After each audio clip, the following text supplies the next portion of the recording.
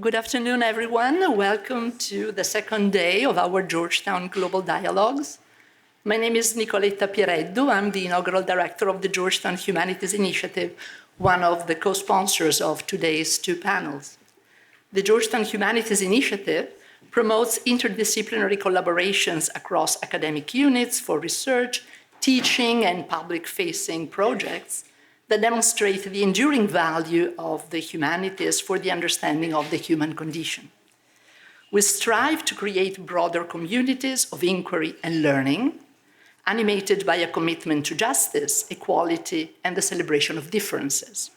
Therefore, it is particularly significant for Georgetown Humanities to support these 4 days of intense dialogues that invite both faculty and students to engage with the responsibilities, the challenges, and the opportunities of our global humanity in our complex present.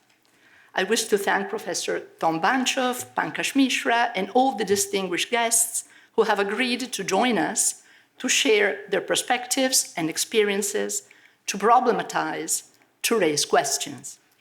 One of the elements that emerged from yesterday's conversations is the persistence of inequality, asymmetries, and profound discontent spawned by globalization. We lingered on the gap between what we have defined as the polycrisis of our present and the monocultural, irreconcilable responses that still seem to dominate, leading to increased polarizations. How then can we create an inclusive global horizon?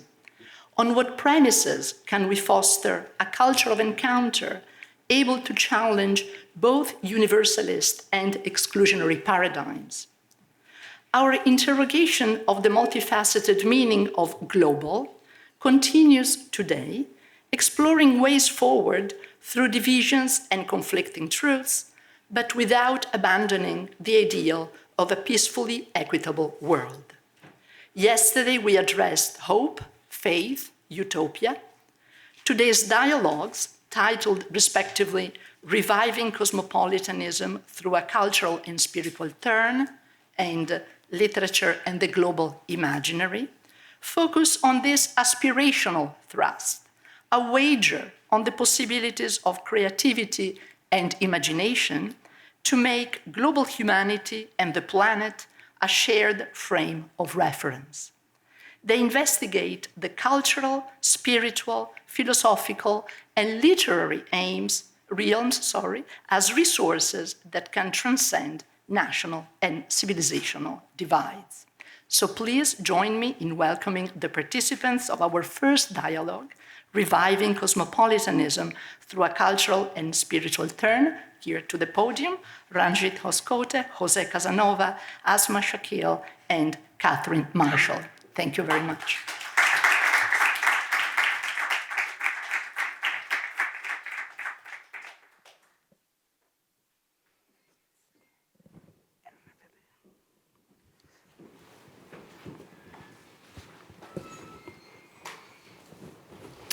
Well, good afternoon. We're here to discuss, I think, a very enticing, complex topic. I think the title tells it all. In all its complexity, Reviving Cosmopolitanism Through a Cultural and Spiritual Turn. So I will do a very brief introduction, but give you an idea of what we have in mind for this hour and a half. First, we'll have a conversation among the panel. I will introduce them and they'll start off, but then hopefully we'll see a lively dialogue as we proceed. At about 3 o'clock, we will turn to questions from the audience. And you have cards, so please write your questions on the card. They will be collected and they will find their way up here so that we'll have at least 1, maybe 2 rounds. And I also just will note that there's going to be coffee and so forth in the back. So those of you who can, please stay on for the second panel, which will come after the break. So that's the routine. I'm Katherine Marshall. I'm at the Berkeley Center. and have been for some time, focused very much on the issues that we're talking about in a very pragmatic and a very practical sense. So let me start with just a few comments. I was very struck reading this morning about some of the discussions that took place over the past weekend, which very much deal with what we call the mega crisis, the poly crisis.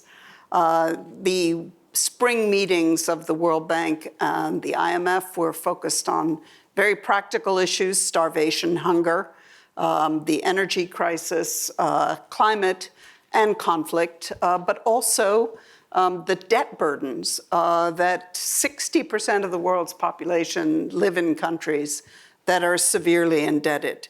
So two leaders in their exchanges touched on the issues that I think we'll be discussing today.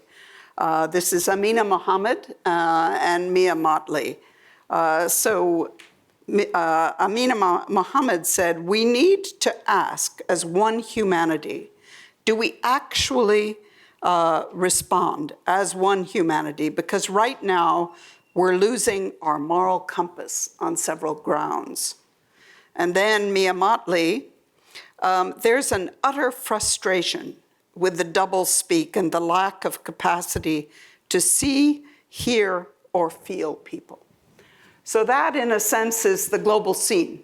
And the issues that we're talking about are, in one sense, very ancient issues, but also with a very modern twist.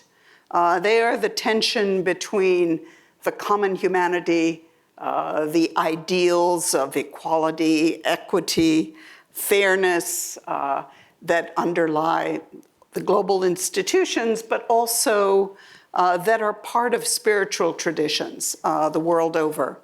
And the fragmentation, the polarization, the vicious anger that we are hearing and seeing in so much of the world as divides, as clashes, as tensions and conflict come. And we know from research and statistics, but also common logic, that diversity is a good thing. The beauty of difference, the dignities of differences, that we could not survive without them. And yet, as societies become increasingly plural, as more and more people live in close proximity to people who have very different ideas and who are very different in many ways from them, the challenge of managing this diversity becomes more acute in the short term, even as we know that in the long term,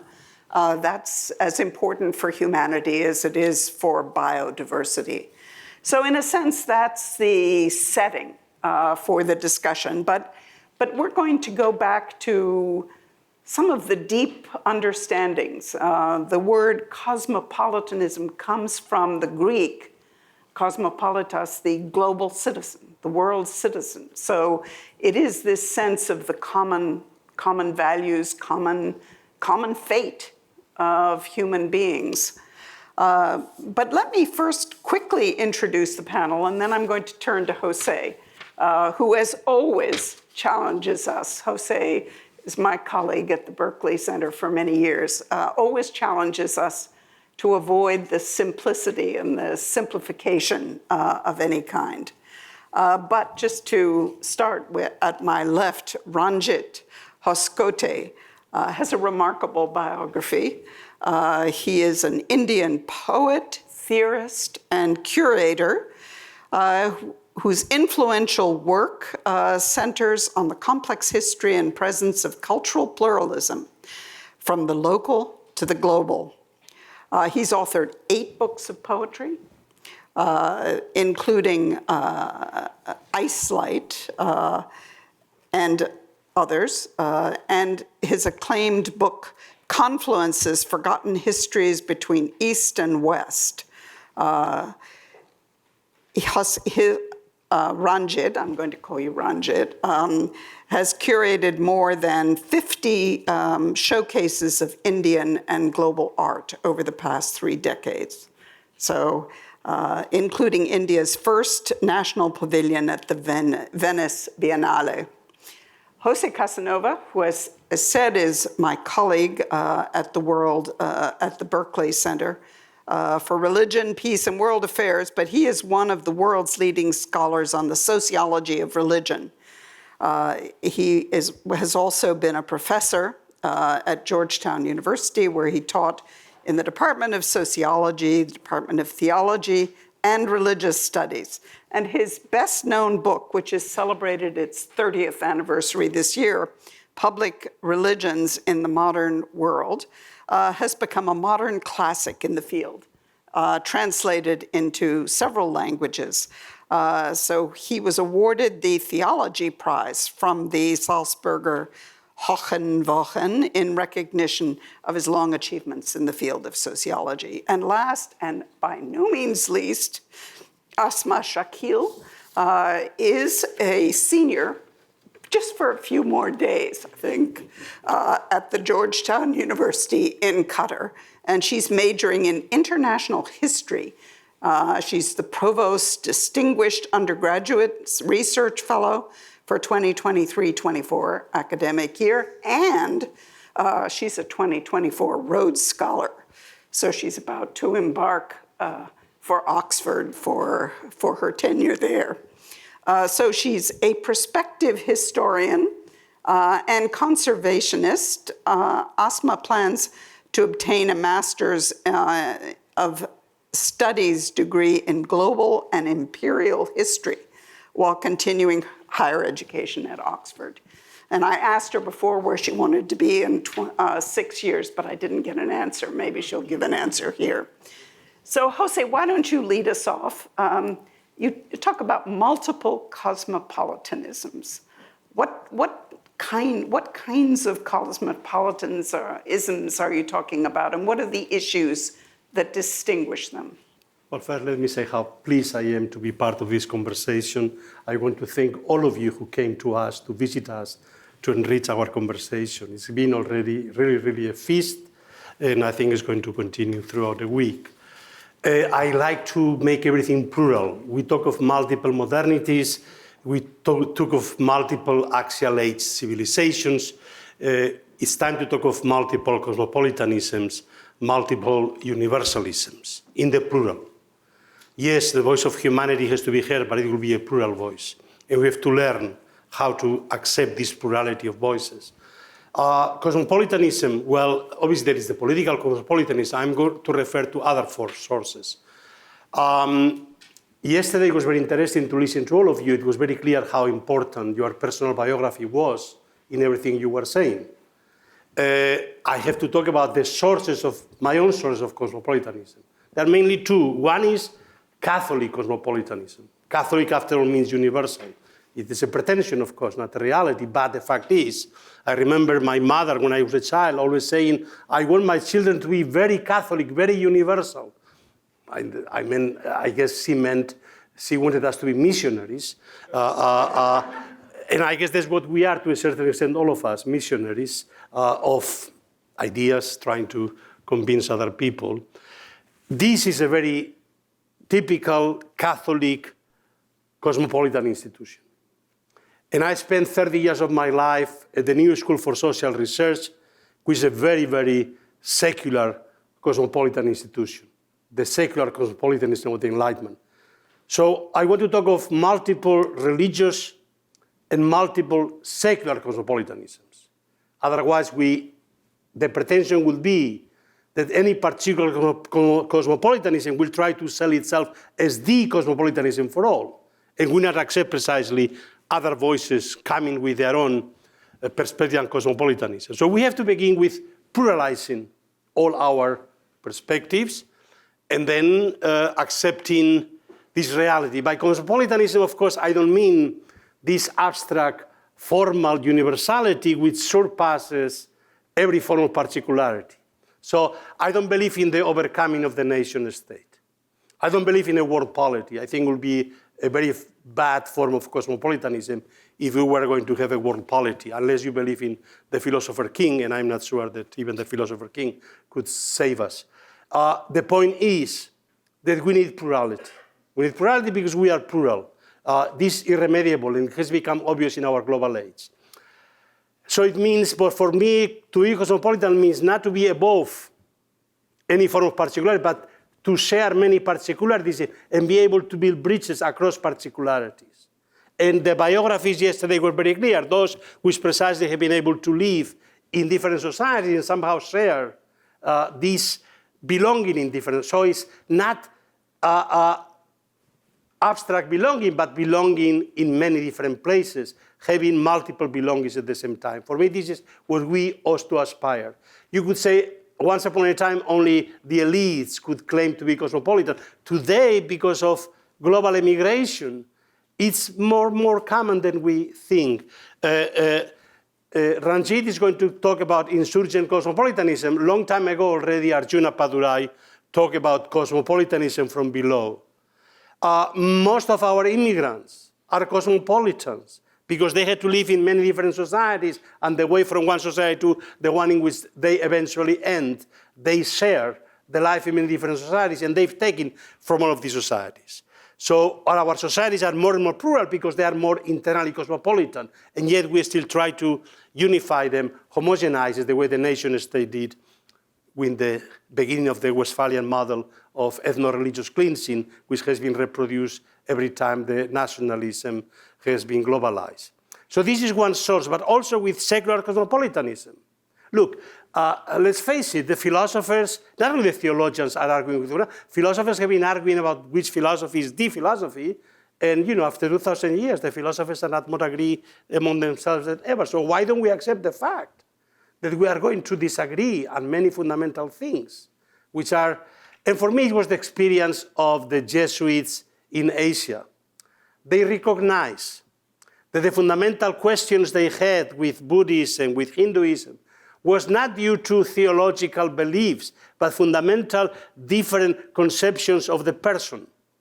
It was different anthropologies that were at the ground, at the base of disagreements about transmigration of souls, whether a person is born only once and therefore dies only once and never is born again, or whether he's born many times. So we have to accept that humanity, we are one, but anthropologically we have very different conceptions of what humanity means. So let's start with this plurality, and with this I will basically that.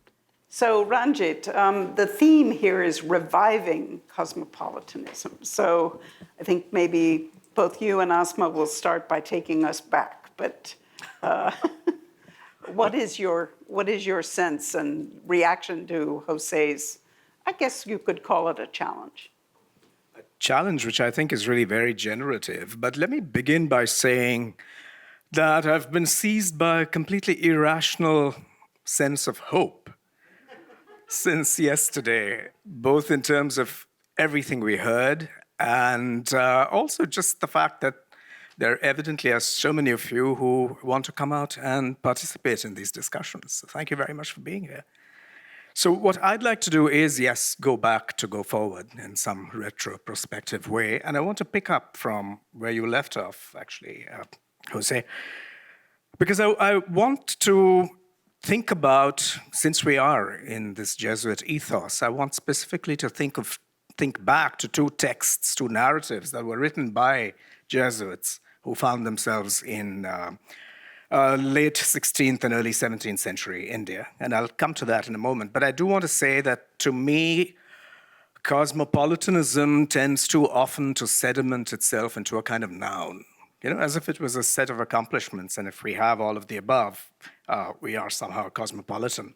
I would much rather see cosmopolitanism under the sign of a verb, work in progress, something that you have to constantly keep at and remake yourself in some ways. So I'll dwell on these two texts briefly, and then I'll talk about why I'm so fascinated by them. Because they remind us that in the moment of the cosmopolitan, it's not just about you reaching out to something that is there. You are transformed. What you're reaching out to is transformed as well.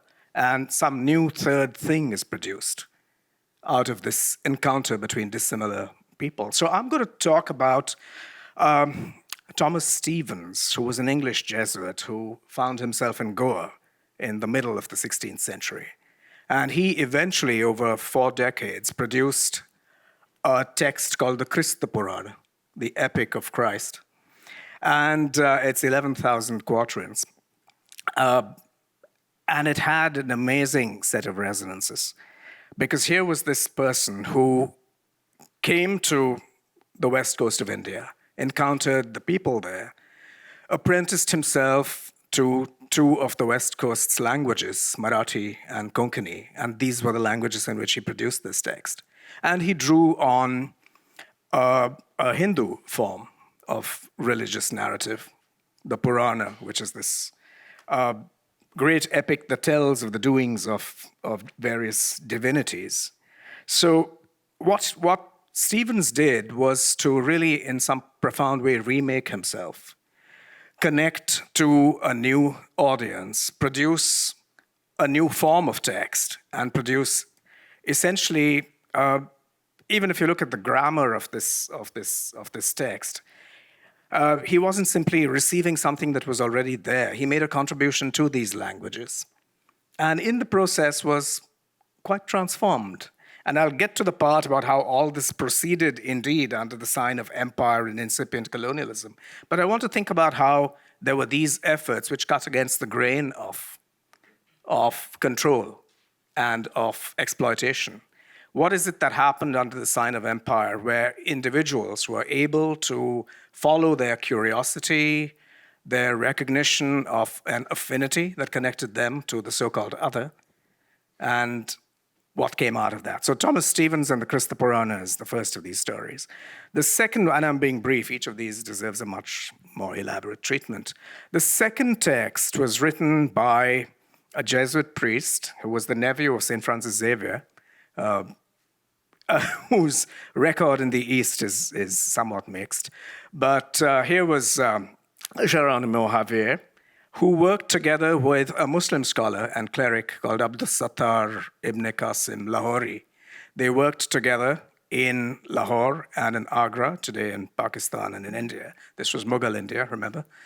And produced the first, really in many ways, the first modern biography of Jesus, complete with admittedly fantastic elements, and in a language that was not one of the classical languages of the Bible, not Aramaic, not Koine Greek, not a European language, and not even intended for a European or indeed an American readership at that early date. It was written in Persian, and it was written specifically for Akbar, the emperor of Mughal India. And again, what you see in that text is the coming together of 2 very different people. One teaches the other Persian, the other transmits Latin the other way. A new ground of cultural production is created here. And a text is created out of the Synoptic Gospels and the Golden Legend and all of this other folkloric Christian material. And it takes the form of the Dastan, the great, fantastic, magical story. And also, I mean, I've sometimes been tempted to call this the 5th gospel. It moves well beyond whatever was sanctioned by religious authorities in Europe, and it turns into something else and is a cultural resource in which new people, new readers, new listeners could participate. So I'm going to summarize, if you will, some of the conclusions from these 2 transcultural experiments. I think what we're called upon by these 2 texts and their authors is to think about how even if the dominant paradigm in which you're functioning is strategy, is empire, there still is room for a certain kind of curiosity that is willing to devolve the sense of control, and which really there's a releasement of the self to the other that happens in these cases, where not only are affinities sought, but there is a willingness to embrace the risk of difference. And that's something I want to flag in this discussion of cosmopolitanism. It's not an easy endeavor. It's clearly people going out into zones that they're not comfortable with and willing to take the risk of transforming themselves. There is also in these 2 stories a certain opening up of hospitality within one's own worldview to the views of the other, to the forms, literary preferences, linguistic choices of the other. And there's a willingness to be transformed in the presence of the other.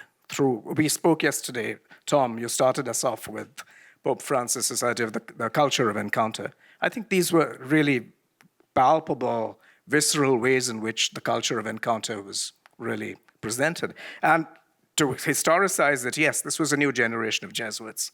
The previous generation of Jesuits that had come out to India took a very dim view of Hinduism and Buddhism and so on. Roberto Acquaviva, St. Francis Xavier.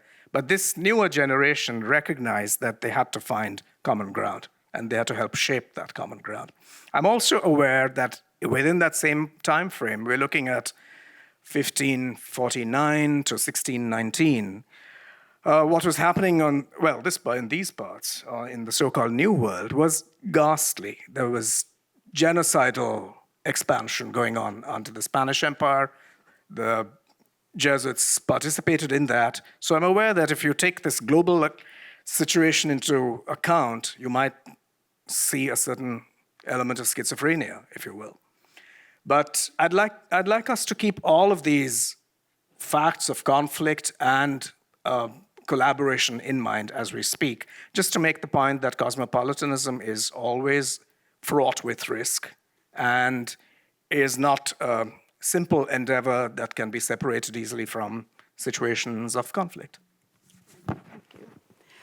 Asma, as the historian here, I think you have seen the tensions between aspects of cosmopolitanism that are appealing, that respond to openness and really a truly global world, but also some of its real risks and dangers. Maybe you could take us back a little way, but not as far as Ranjit has taken us.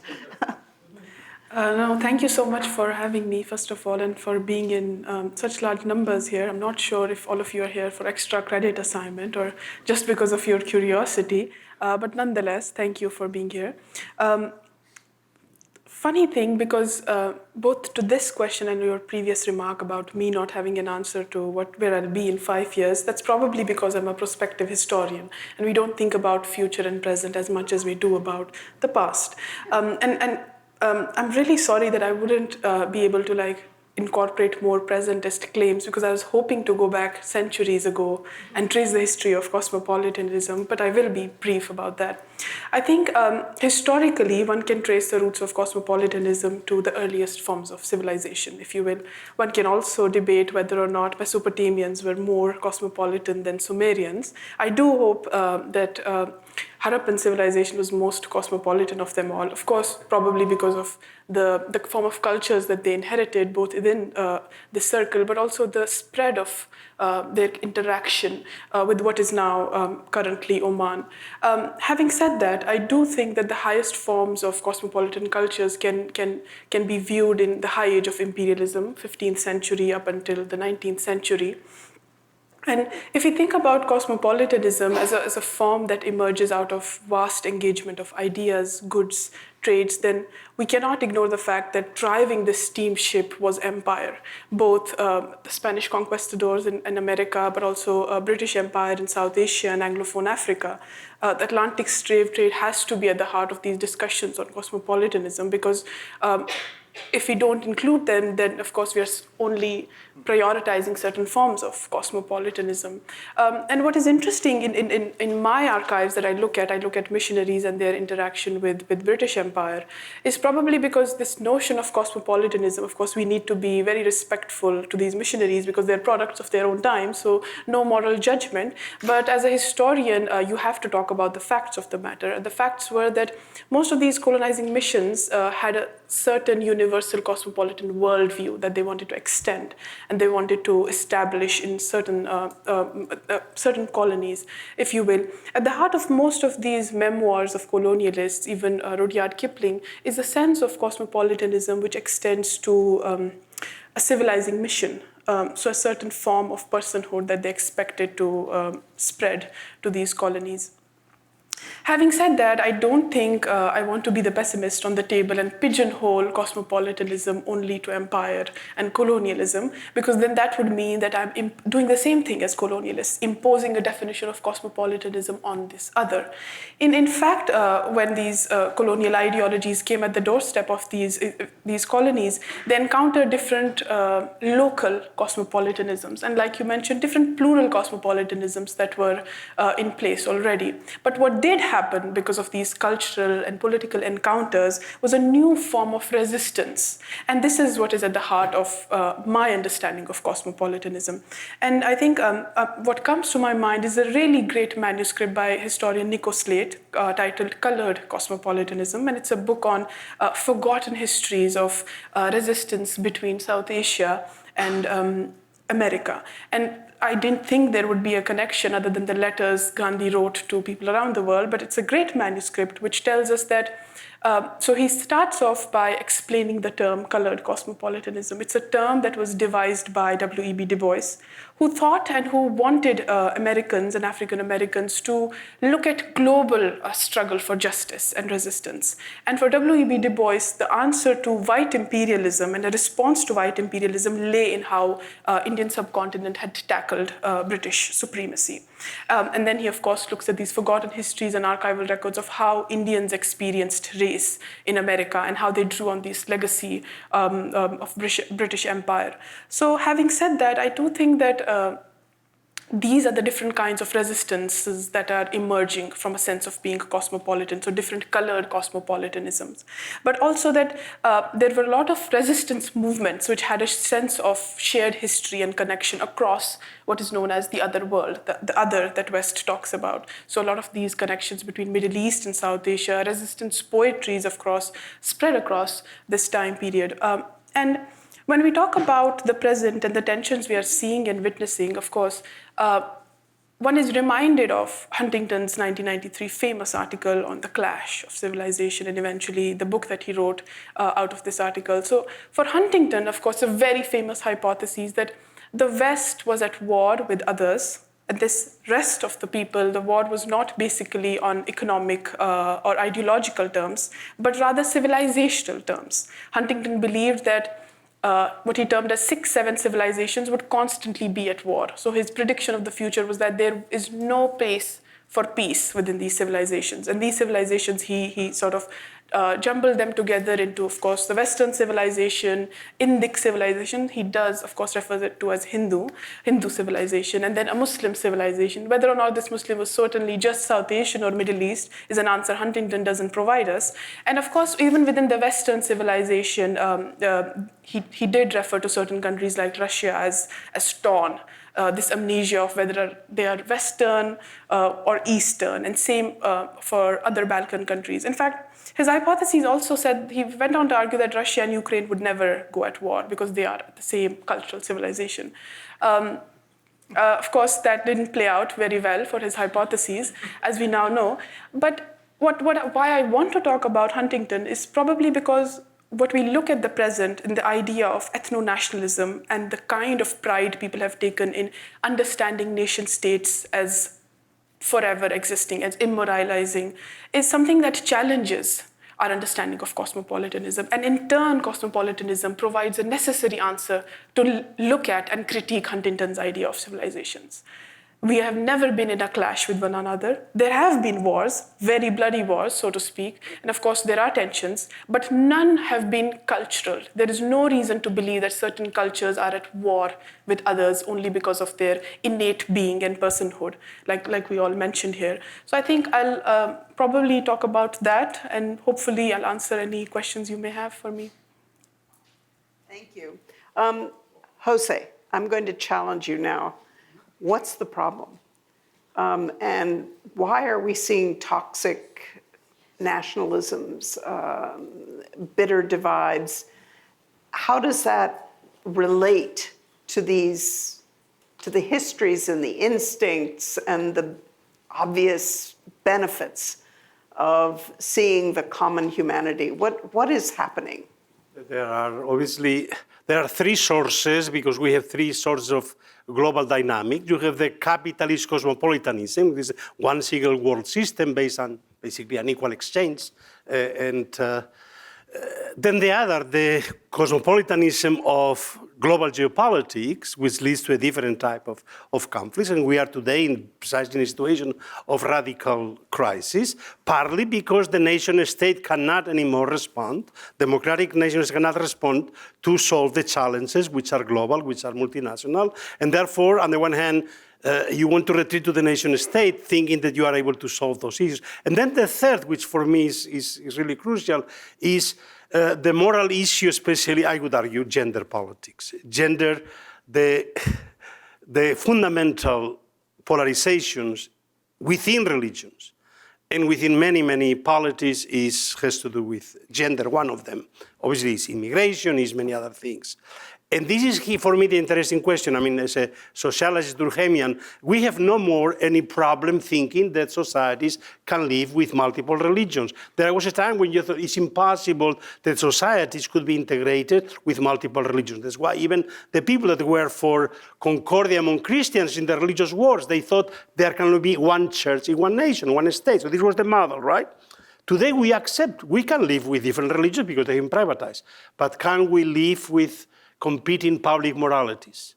This is the Durkheimian question, if you wish. And I think it's the fundamental question we have today on a global level. And of course, what appears as national politics then turn into moralist international, right? The global culture wars around gender. And then you have coalitions of evangelical, conservative Catholics and Orthodox and Muslims and so on. So you have a combination of things, in addition to obviously the external questions of ecology, epidemics, wars that we are not able to solve. So it's a fundamental let's say, determination of crisis, but you have, I think we cannot reduce it to either a capitalist one or a geopolitical one, or it's a combination of all of them. And it's a reaction. Yeah, the reactions to all of them, yeah. Sure. Ranjit, some people that I know talk a lot about translators, that this is the future. I mean, this is the future, maybe for Georgetown students and others, is being able to navigate different worlds, different moralities. How do you see the role of translators? Is that a legitimate idea? I think it's more than legitimate. I think it's a necessary idea. Because as we find ourselves, exactly as we've been saying, in societies that are complex, that are not only multilingual in the sense of what languages are spoken, but from what life worlds and from what histories and narratives do people come. It's inevitable that we're all going to have to develop what you might want to call a kind of a polyglot consciousness, a sensibility that is able to transit across these borders of identity. And there's really no way out of that, because it's something that came up when we were preparing for this panel. And I'm fascinated by this idea of koinonia, which comes out of Christian doctrine, of course. But I would like to think about a more secular or worldly way of thinking about it. How do we all arrive at the same table? How do we break bread together, as it were, without having something unitary, something like the Eucharist in which we all believe?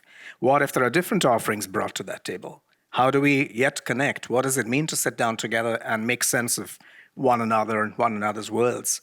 So from that point of view, I think this translation as a necessary, not just a skill, but a way of being in the world, I think that's absolutely crucial. That also was one of the, not even a subtext, it's a dominant motif in the two little stories that I shared. Yeah. Those texts came out of a desire to translate across cultural and linguistic borders and to just see what it's like to be the other. Yeah. Asma, I don't want to cast you in the role of the youth, but I do want to ask you how you see things changing. What is the dynamic?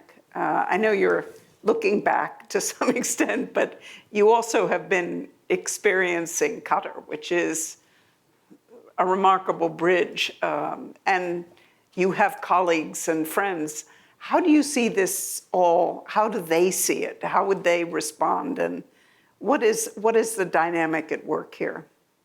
Yeah, no, that's actually a fascinating question. Of course, Doha, where I come from, where Georgetown's other campus is based, and where I've spent last almost 4 years, is a very interesting place to be. Of course, probably mostly because it's a small state, and very recent its entry into Westphalian concept of sovereignty dates back to the discovery of oil. But that is not, of course, to say that people didn't live in the Arabian Peninsula, right? Because nation states, like I said previously, are not a starting point for history. They are our starting point for nationalist histories, very dangerous tool, if I may add. But of course, Doha comes in, and it's the main aim or the banner of it is small state and but big politics and trying to have a seat at the table. And they do, I think, I don't want to speak for all of my friends, or even if there is one single mold that I can put into Qataris, but I do think that my age generally and friends I talk to are very hopeful. We don't think that the present is at tension. Of course, there are many different things that are happening, but the underlying faith or pillar is that at the end, humanity is what is at cost, right? So this is why I think I'm very interested in why Huntington was so pessimistic about the world, because he was probably only putting people in boxes. So their only identity he was focusing on was religious identity. But of course, religion is a part of identity of many people's personhood. But so is gender, so is the background that they come from, so is their economic position in society. And above all is the lived experience that people have. And every person comes from a different point of view of their entry. So that is why I think a cosmopolitan worldview is necessary, both to talk about one's own self, but also in conversation with another. And I think that, of course, we're not silent to what's happening around the world. We see massive protests and massive waves of protests in support for Palestinian right to selfhood and determination. It's also spearheaded by many people of my age. So it's not that we are not hopeful, it's just that we want to take action with this hope. So this hope is not just sitting back and relaxing, but also doing things to make that come into place. I was struck by one of my colleagues in the early times when you had these possibility of Zoom dialogues, saying that with young people, the instinct was to look for common, whether the music you liked or the food you liked, or as opposed to older people who tended to veer towards some of the more difficult. But I think as always, generalization is very dangerous. Witness José. But José, I wanted to come back to you with the clash. This has been going on for many years. With the clash of moralities. Could you tell us more about where you see that going? And I agree with you, but very much, by the way, that some of these issues are very... We've certainly Western hegemonic thinking, which comes from the old Mosaic distinction with monotheism. The true religion and the false religion is not that the false gods are false, but they do not even exist. They're idols, they're not gods. So there is a sense of superseding. And this has been translated then into visions of teleology, progress, the Enlightenment. Protestantism, Christianity supersedes Judaism, Protestantism supersedes Catholicism, the Enlightenment supersedes religion, and so on. And we have to avoid thinking of cosmopolitanism to superseding the nation state or superseding whatever. So we have to think of it in cutting. And one of the problems with our public morality, for Durkheim, of course, it's always moral conflict, and then one's morality supersedes another. So eventually society will develop one single morality, everybody will agree. I think it's time to question this on our global level and think that we have to be able to learn to live with public moralities which are in tension with one another. And the same thing with religious cosmopolitanism. The notion is to accept, to recognize each other mutually first, not to develop some kind of Esperanto common theology, but nonetheless be able to cross rituals, to participate in each other's rituals, and to cross, if necessary, break bread together. So this idea, not superseded something, but breaching, of simply being able to accept this multiplicity and with all the difficulties which it entails. So I don't know. I think it's an open question whether we are simply going to, the progressive people, we would like to think that is simply the old people morality that is not giving up and resisting whatever.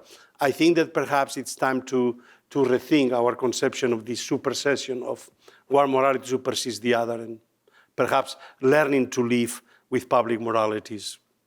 Learning to live with difference. Yes. But at the moral level, which is the religion, we've learned to live with religions, the multiple level. Asia always did, right? Asian societies, Asian cultures. But public moralities is, because the state is involved, the family is, it's a complex question. Obviously, I don't want to get in. You've worked on these issues for many, many years. So. Well, one of the most fundamental changes of modernization is the changes in relationships between men and women. And I think that's very often forgotten. And it's a fundamental shift in... At the fastest moral revolution in the history of humanity, obviously. From the time you wake up until the time you go to sleep, it affects your life. But I was in a conference recently where one of the big issues that people were talking about was the dilemma of proximity and the degree to which your curiosity and your sense of humanity has gradations by how close you are. I'm curious if, as you look ahead, I'd like us to start looking a little bit ahead to maybe some solutions. How do you see that playing out in your understandings of both the virtues and perhaps the risks of cosmopolitanism? I think I'll hold on to that trope of risk that I started with. I think it's important that we commit ourselves to, I'm just going out on a limb here, but an ethic of risk, if you will. And I'm building here on Levinas, just the sense that in the presence of the other, what you recognize is the vulnerability of the other, the radical alterity, the otherness of the other, and in what ways would you release yourself to accommodate, to be hospitable to the other? I don't think there's any other, I would see this as an ethic, and that's something that we need to probably think about. Over against the many, many constraints operative on such an ethic, particularly I think we have to accept that there will always be questions of the scarcity of resources, how are resources allocated, what forms of privilege or advantage or entitlement might be available. I think there's a whole set of political and social questions that threaten this ethic. But the whole point about pursuing and crafting an ethic is that you craft it in the face of everything that threatens it. What about your perspectives on this? There's a lot of agonizing now about how little attention there is to the horrors happening in Sudan, or to the shocking increase in the number of people who are dying of hunger. How do you see this ethic playing out in the way that people understand it? And I guess it's a question of, I always think the main ethical issue is priority. Which issue do you pick? Who do you care about in your common humanity? Do you have any reactions or thoughts on that? Yeah, I think I have many thoughts on that, probably because where I come from, it's a very interesting place. So I come from Kashmir. I don't even know how much of it I can say because I'm on camera and I'm worried about state of affairs in India. So I do think that when you come from a place like Kashmir, where the mainland India is very less prone to hear about the true horrors of what happens, many people just forget about trying to go beyond the first level of curiosity to interrogate on the real question of what's happening in these places, in these conflict areas, but also in areas, like you said, and mentioned about areas of scarcity, of life, but also of everyday politics.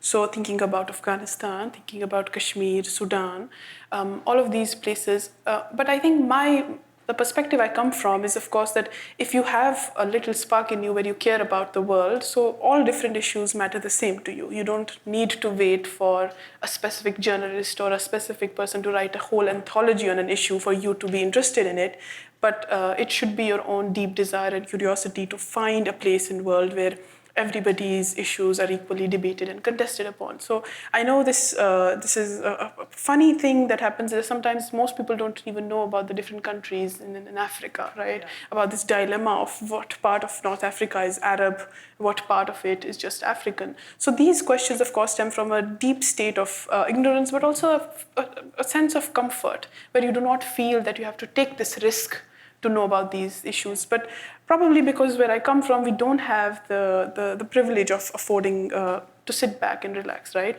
It's a sense of intersectionality that is at the core of a Kashmiri understanding of the world, right? We see ourselves in different faces of our brothers and sisters across different areas in Sudan, in Palestine, in Afghanistan. So I think it's that sense of like lived experience that matters. But I do hope that with privilege, people do take this responsibility and a deep interest in politics around the world, and not just the place that they're sitting in.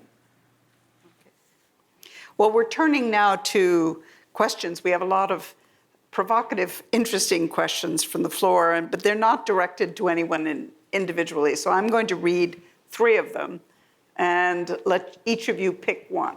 So how does that sound? Okay, so here's the first one. How can universities facilitate interfaith and intercultural dialogues on campus to foster a cosmopolitan ethos among students? That's number 1.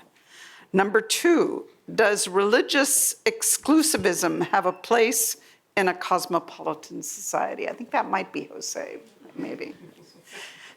And then the third is, how can a 21st century cosmopolitanism be sufficient to address the challenge we face?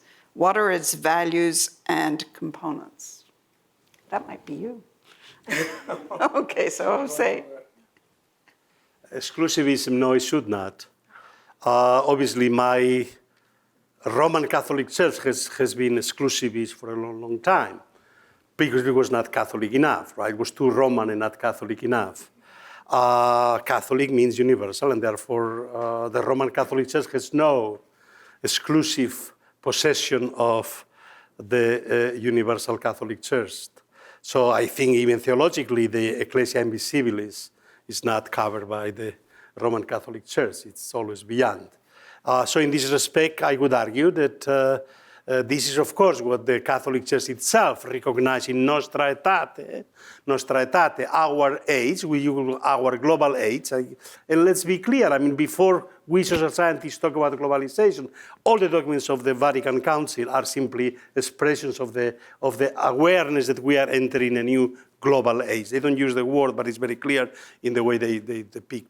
And they say, Nostra Aetate, our age, is an age of religious pluralism.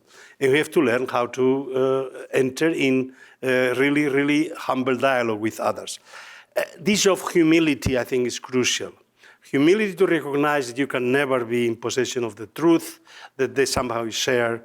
And it's a fundamental. And I think that certainly this Pope has made very clear that this is his idea of what the Catholicity of the Universal Church is, in the way in which he even challenging the theologians, saying the problems the theologians, ordinary people, let's say the Catholicism from below is never exclusivist, right? It's really open to other religions, other experiences.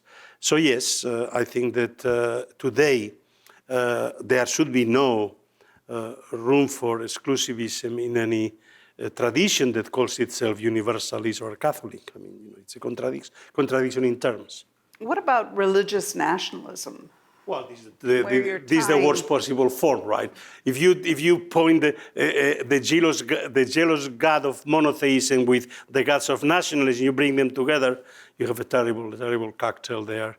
And obviously this is what precisely the Westphalian system was. Cuius regio eius religio was simply let the Leviathan, the ruler, define the religion of the subjects. And so it was not acceptance of religious pluralism, it was simply ethno-religious cleansing. It's at the center of the mother nation state begins 1492 with the expulsion of Jews and Muslims from Spain. This is the first modern Westphalian based on homogeneous cuius regio ius religio. And then the tragedy that this model that developed in Europe, within Europe, then was globalized.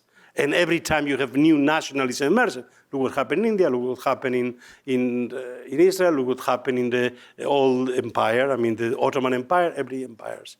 They turn into bloodlands. But this is, it's not so much religion that this is the problem. The problem is the model of a homogeneous state, cuius regio ius religio, to homogenize religiously, ethnically, culturally, the nation state.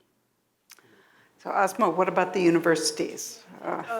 Universities, of course, are most important spaces, I would say, to sort of facilitate an interfaith dialogue, an intercultural dialogue, but also an interpolitical dialogue. I think classrooms are places where students, but also instructors, delve into these different territories that somebody might not be aware of.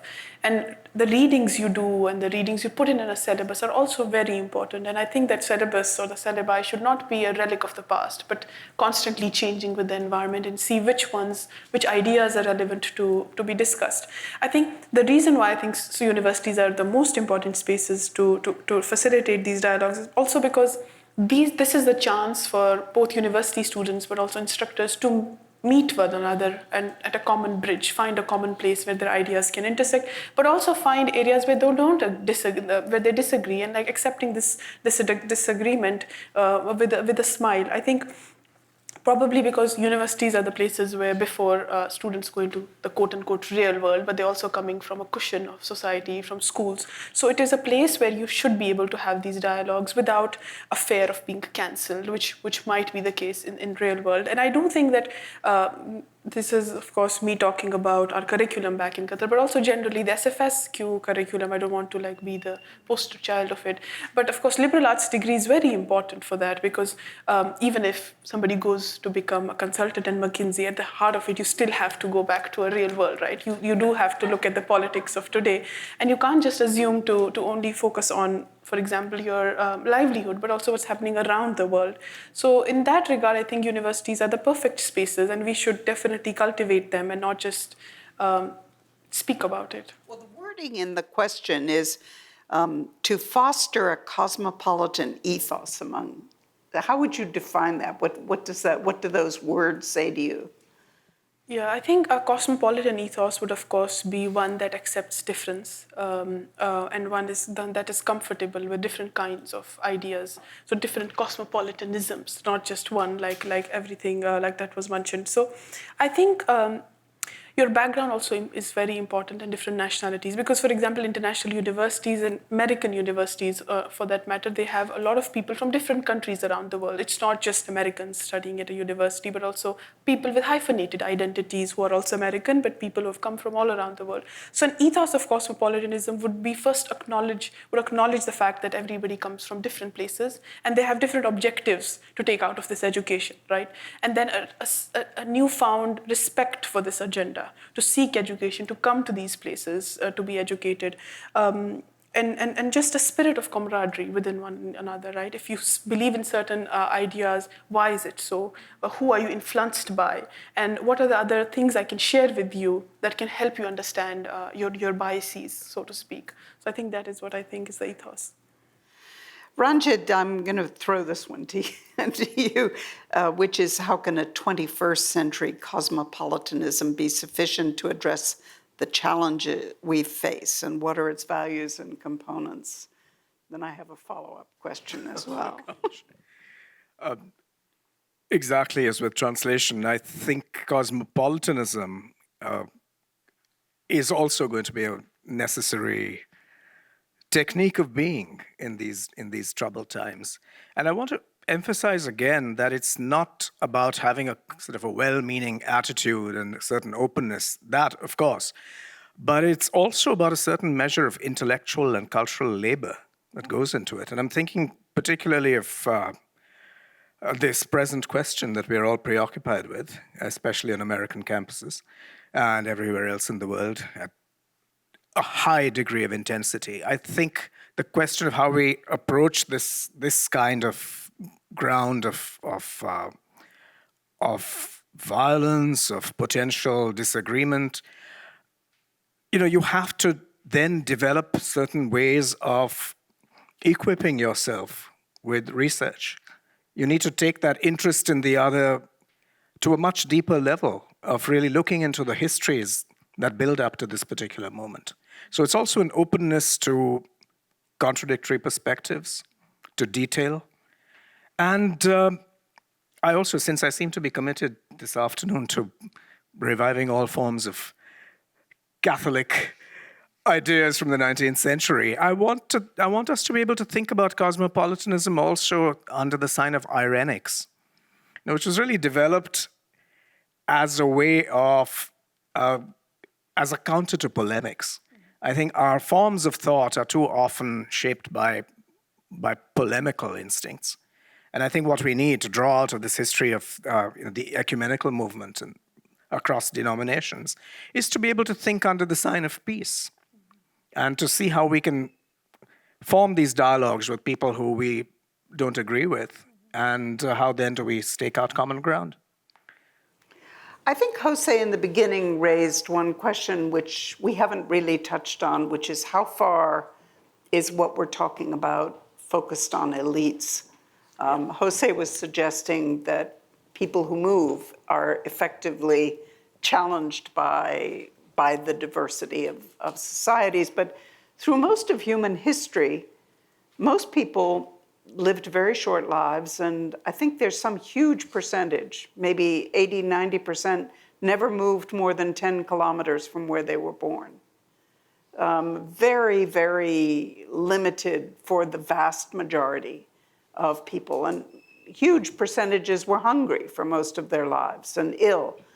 But of course, we're living in a world where we have a completely different possibility, where with internet and with education, widespread education, you have a very different landscape, both of possibility and of reality. So how do you respond to this idea that this is about the elite or not?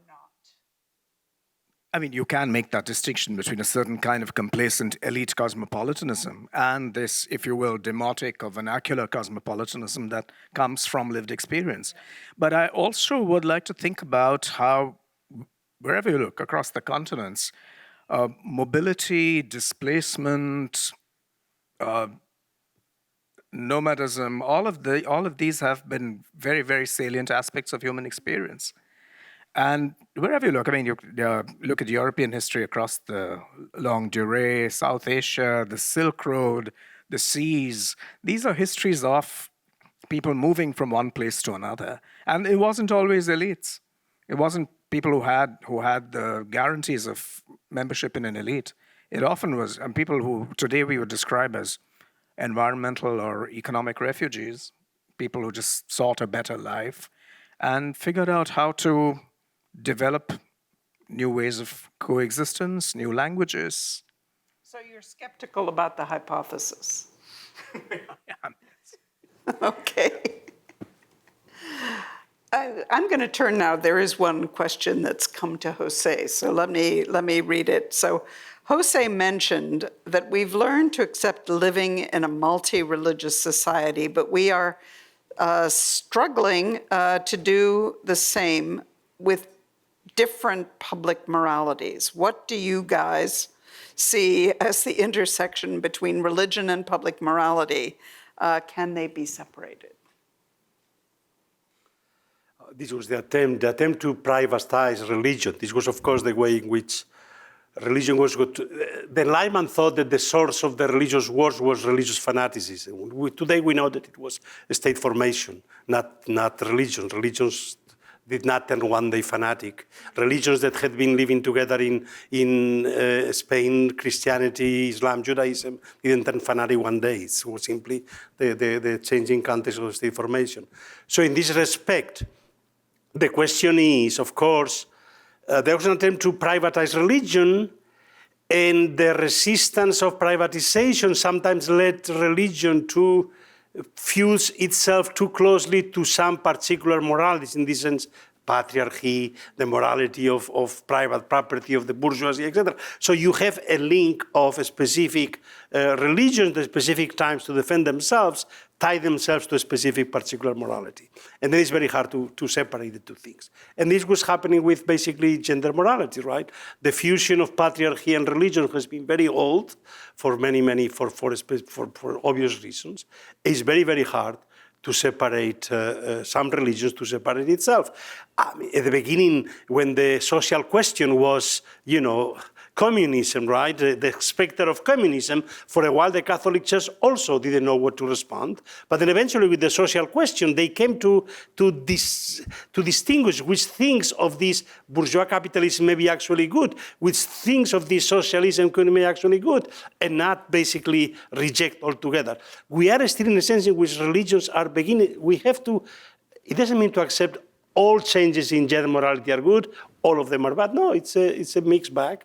You have to be able to discern which aspects enhance the dignity of the human person in whichever way you want, and which ones do not. So whichever form of sexual relation is exploitative, obviously should not be something that we should accept as progress, while anything that enhances the dignity of the person should. So if the Catholic Church has accepted the principle of human dignity to differentiate forms of economics, forms of political, not anymore Catholic economics, not anymore, but on gender issues, they're still stuck with a natural morality that comes with nature and so on. And it's a way of learning to discern, to differentiate those things.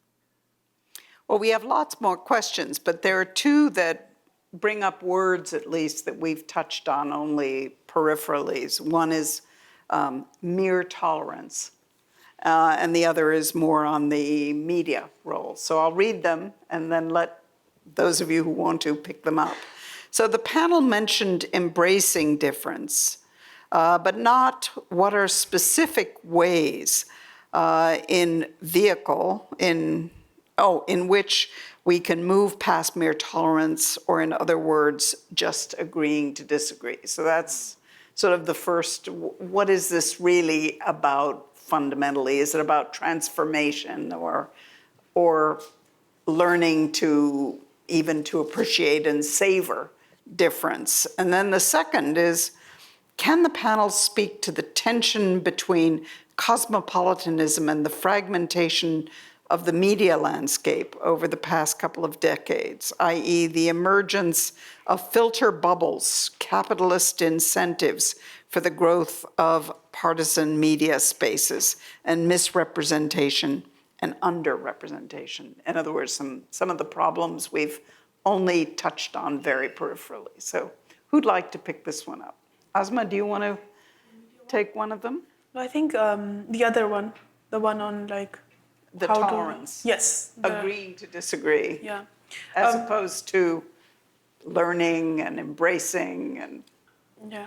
I would like to share, so there's a particular dynasty in 15th century Silk Road, Tang dynasty. And what is very interesting about that time is that there was a group called Sogdians in that time in what is now modern day Uzbekistan. So what is fascinating about the Sogdians is that Sogdians, of course, did not believe that they belonged at a peculiar time. So I think they're the best example of cosmopolitanism. And they, of course, practiced different things. They were dancers, they were artists, they were curators, they were traders and politicians, in fact. What Sogdians were very famous for was driving the trade along the Silk Road. So every dynasty wanted Sogdians to come to them. In a sense like that, they had their own passports, right? But other people were, or like other groups were very jealous of Sogdians, right? And in doing so, they sort of created this caricature of Sogdians as very evil, as people who always are after the money, monetary groups, right? And then historians had to struggle, like, who are these Sogdians, right? Are they really these evil, money-spirited people, or are they actually these jolly fellows traversing the Silk Road, right? And after a lot of like inquiry and archival records and also like understanding Sogdians, they did come to realize that they are in fact very cosmopolitan. And from that, I think, of course, we learned the lesson of how there are different groups across history which have had their own histories of cosmopolitan, but also have been part of this dialogue or going against the grain of difference, right? And then what we also learn is different kinds of debates amongst historians, right? So it's a very fascinating field where a lot of historians never agree on what the other person has said. So I think Hayden White wrote a great article on history as an artifact, right? Talking about how historians are more or less fiction writers. It does really offend historians to be called fiction writers, right? Because historians want to speak the truth and always the truth. But in reality, history is just fact, but also understanding fact from narrative, right? And then in a sense, there are certain reasons that why French Revolution happened, but what differs is how you write about the French Revolution, right? And no two historians have the similar way of writing. But yet at the core of it is an understanding that other person's opinion or looking at archival records or just primary sources is equally important to my own, right? I can write about missionaries, critique empire, but I'm still building on a similar set of sources, right? So I think what is important to understand is that going beyond this acknowledgement of agreeing to disagree is also this innate respect that one cannot have certain opinions without looking at other people's opinions and borrowing from them. It is not a linear path where you are just given an agenda and you just follow it. It is also like navigating from what other people are saying, building upon them, trying to borrow from them similar vocabulary. Like here we are doing, borrowing from each other's vocabulary of cosmopolitanism, even though the fields may be very different. So I think we should learn from the Sogdians, but also historians who have had trouble finding out about the Sogdians. So Jose, I'm going to throw the question about sort of the distorted information, the misinformation, it verges into hate speech. I mean, democratization, of course, we know even from Tocqueville that it leads to fragmentation in basically the authority of aesthetics, of ethics, of everything, right? Everything's up for grabs. And obviously, there was a time when the elites controlled the media, and there was a certain element of, some among the elites could differentiate different stations, but the multiplication, of course, of cacophony of voices you find today, and the possibility for everybody to become a voice, right? So yes, it leads to a fundamental problem of self-control, of the need to learn, of the need to be well-informed, et cetera, and obviously it's a very difficult, but I think that we'll have to somehow find remedies from within. We cannot impose the kind of uniformity from above that you could have before, politically, religiously, culturally, and yes. But this cacophony has been part of democratization, right? I mean, this was the argument of civil society. Once religion leaves the control from above the state and becomes just an institution of civil society, they cannot control it. The cacophony of voices grows, and yeah, sure. So Ranjit, which of these do you want to pick up? Mere tolerance or media and misinformation, or what's the truth? Okay. Our friends later on. Absolutely. No, mere tolerance is the one I'll pick up, because as people who grew up in Nehruvian India, some of us here, I think they were very aware of this notion of tolerance and its deficits, because what it really meant was, you do your thing, I'll do mine. But there's no great pressure to understand one another. With the result that when the machine of the right wing came at us in all its ferocity, there really wasn't very much to build on, apart from this general well-meaning belief that, we should just simply let people get on with their own differences. I think we need to be far more active and even activist about this. And for me, that also rests on a wager about how the self is constituted. I mean, there are many good and many sinister things that come out of the Enlightenment, and I don't want to dismiss what's good about it, but I think that the idea of the sovereign individual self comes with many problems. I think it tends to preclude us from having certain kinds of ethical commitments to people who are not like ourselves, or to other species, and so on and so forth. But I think particularly it prevents us, it gives us a certain anxiety about looking at our own plurality. So I think if we could argue from the perspective of a individual self and look at how plural we ourselves are and what our cultural complexities might be, I think that's a much better starting point. to be able to accept that plurality in others. And I have a very concrete and brief example. I think thanks to the ways in which the colonial encounter remapped us, we in India, for instance, are cut off from many of the historic linkages we've had with other parts of the world. Where I live, Bombay, the west coast of India has always been very, very historically closely connected to the Arab lands and to East Africa.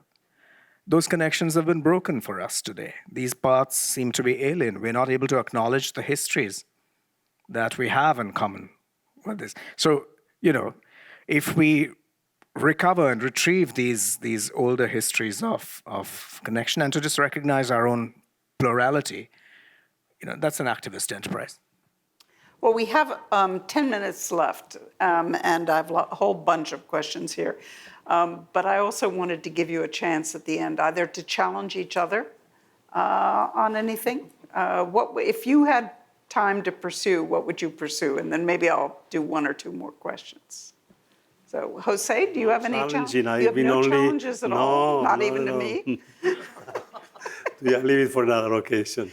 Yes. What about you? No challenges. Everybody agrees. I mean, it's...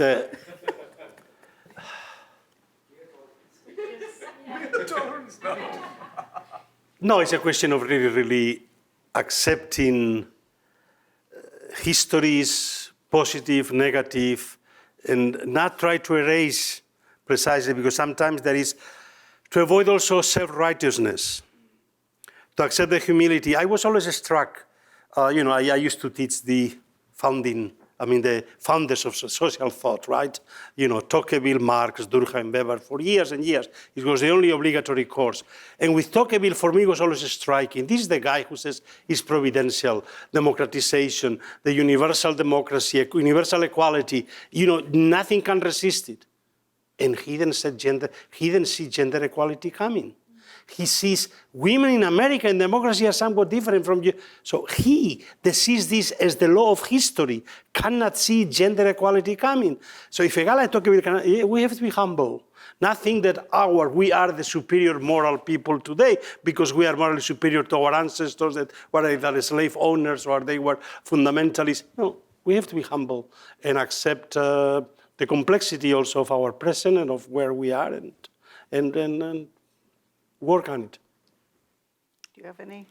No, I totally agree that one has to be very kind to the present and also reflect on the past, because if we don't do that, we run the risk of going haywire, right? But also, I don't think historians are very they will never tell you to take history as an example or history repeats itself, because we don't believe in a golden age. Of course, there are many golden ages, but not a specific time in past where everything was pristine, right? Conflicts have predated us many centuries. Having said that, I do think that historians will always tell you that it is important to look at past to understand why we are where we are and how we came to be here. So I think this conversation has been about that, and I'm really happy with it. Yeah, I was going to ask you about the convivencia, but let me give you the question here. Building on Ranjit's point of how we break bread together, what is the line that perhaps needs to be drawn when fundamental values are at odds? What do we tolerate and what do we not? Is this not the crux of our crisis today? Maybe that's a good question for all of you to pick up as the end. Their love and peace and harmony and the beauty of difference. But what about when things come to us? Tolerated, right? Which things should not be tolerated. The kinds of thing Amina Mohammed and Mia Motley that I was quoting in the beginning, the horrors of neglect today. So start with you. I'm going to pick up on a wonderful phrase that Jose, you used a little earlier about, what is it that might offend the dignity of the human being. To me, a lot would pivot around that. Where do you draw the line as to what might be, I'm not going to say acceptable, but where can you not have common ground anymore? I think that would have to do with perspectives that were exploitative of the other, intolerant of the other, that diminish the dignity of the human being, and that narrow public reason and the public imagination.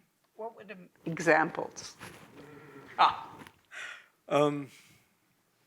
Difficult to pull an example out of a hat because there are just so many.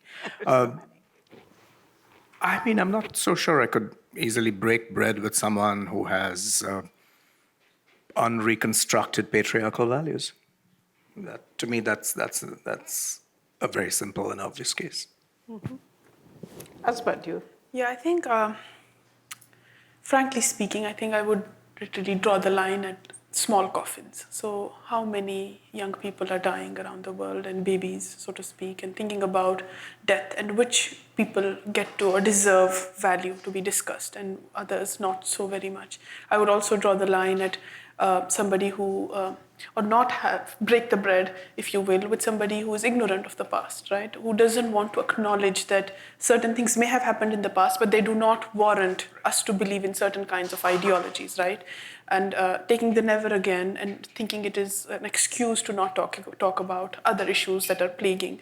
And of course, Norman Finkelstein is somebody who I would definitely break the bread with, and his ideas of like using the voice, right, to speak about issues that matter. And then lastly about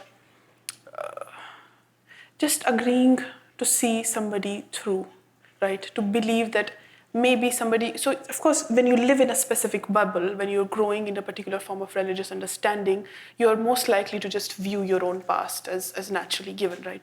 But to also understand that there are other people around the globe who you have never met, but who have their own history, but also to go beyond the first lens of media, right? To go beyond the second Google page and see what is the history behind people's rallying for such a cause, right? So I think that is where I would draw the line.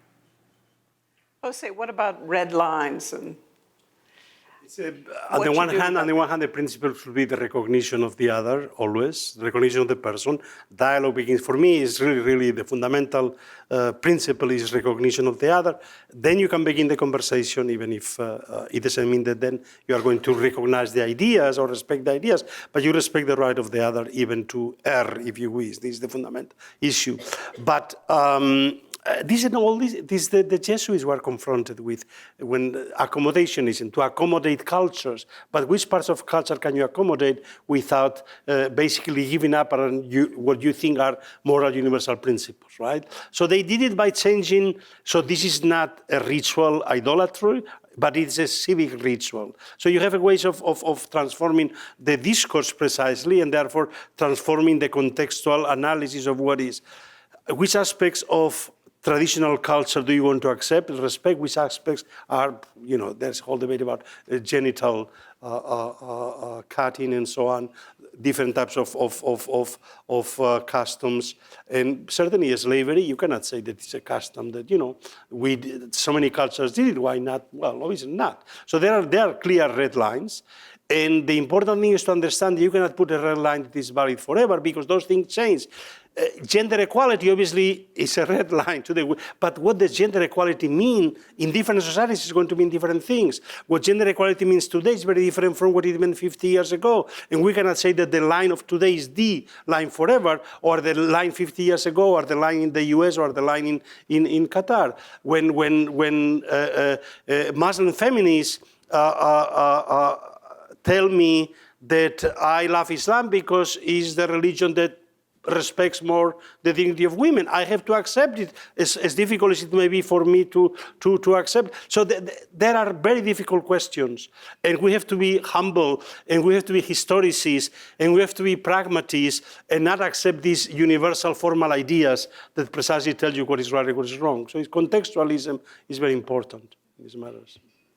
I think that's a fantastic way to bring this to a close. So thank you all so much for your very provocative and thoughtful questions. And remember, there's coffee and another session coming up for you all to enjoy. So thank you.